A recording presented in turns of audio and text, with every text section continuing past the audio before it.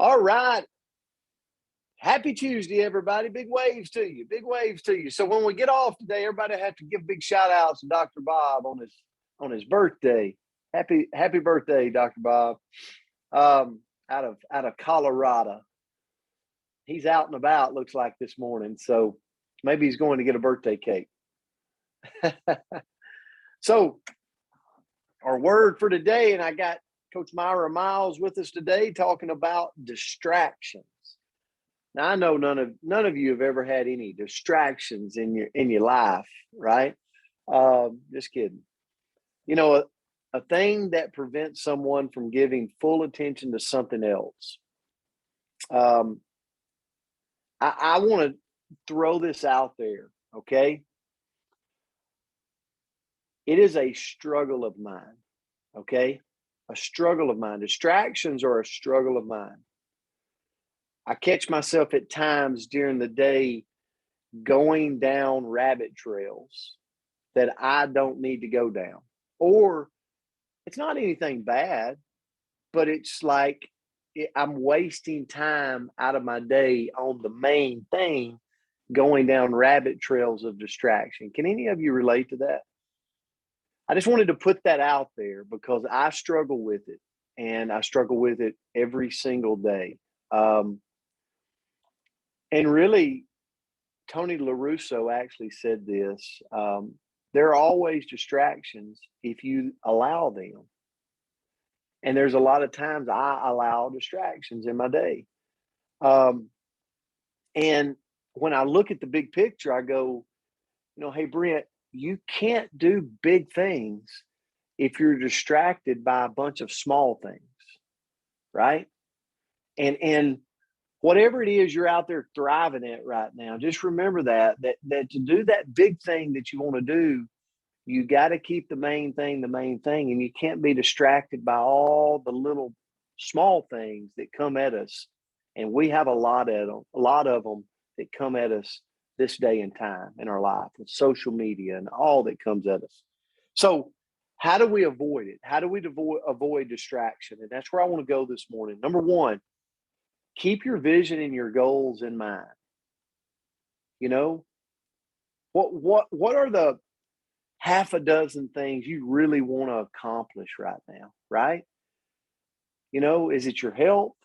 Is it weight that you're trying to take off? Is it maybe your profession right now that you got a goal in mind you're wanting to accomplish? Put it out there.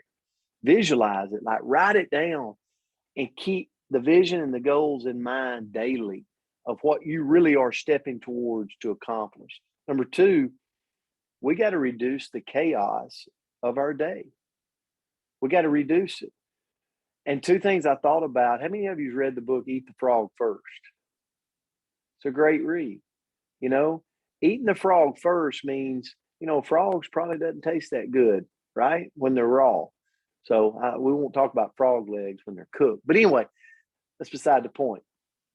But you got to eat the frog first. You got to get the main thing out of the way in your day. Like if it's a major task, let's knock it out, or let's have a plan in our calendar for knocking it out for that day. Does that make sense? The other thing is we got to focus on the most important task. If I've got a half a dozen things I'm working on that it takes daily action to get it done, then I got to make sure that those half a dozen things are allocated for the day so that I can accomplish them. Number three, control your internal distractions. Like,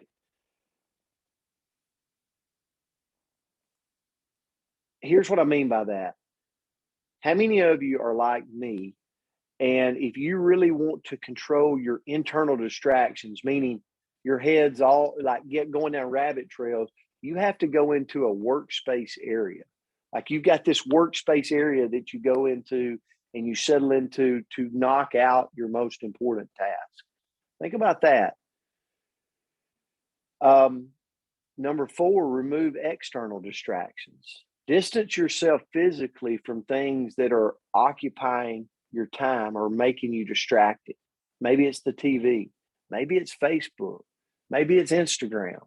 Maybe It's just something like text messages. Let me tell you something I had to do recently before I turned it to coach. I had to turn off my text messages. So what I do is I periodically check them, but I was getting, I mean, I've got a watch that text message pops up on. I got a phone. Coach Myra's got like 4 phones. Like, here's the thing. If I'm trying to have a conversation with Coach Myra Miles and I'm getting bombarded with text messages, as a human, I know that I want to look. That's just what I'm going to do. So I'm going to cut them off, because if somebody really needs me, if my daughter really needs me, she'll pick up the phone and call me. And then I'll step out and answer it. So that's just one of the things I had to remove. And then the last is have a DMO, daily method of operation. Put it down. Have a calendar. Put it on your phone calendar. Like, know exactly what your plan is for the day, and that will help you avoid distractions. Coach, I'll turn it to you. Hold up, Coach. You're muted.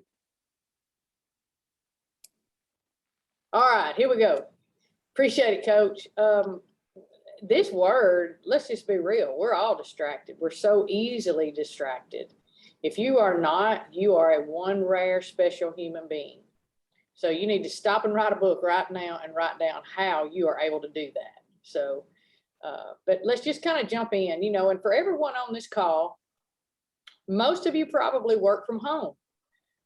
But this is what I'm going to talk about. Is it can be applied to us outside of the home as well. So here's just a few things that I hope can help you. When I say you, I'm talking to me, to help us stay focused and not so easily distracted today. And I am guilty of this. Fight the urge to multitask. Pinpoint the most important task and knock it out before moving to the next. Kind of like the frog coach was talking about eating. Knock it out and then go to the next one. Multitasking is the biggest temptation of all of us. We got to go down that list one at a time. Schedule your time. If you don't schedule time, break down your day into defined blocks, you're going to struggle. But if you will stick to it, you're going to be successful. Now, some of you don't take a break for anything. And if the good Lord didn't allow us to go to the bathroom or create us to be able to do that, some of you wouldn't even do that. I truly believe that. You're workaholics. But take breaks. Take breaks. Get up from your computer. Get out of your office. Go outside. Walk around. Be distracted by the beauty to refresh yourself. Does that make sense? I mean, if you do this, I promise you it will help you keep your mind focused and not so jumbled up.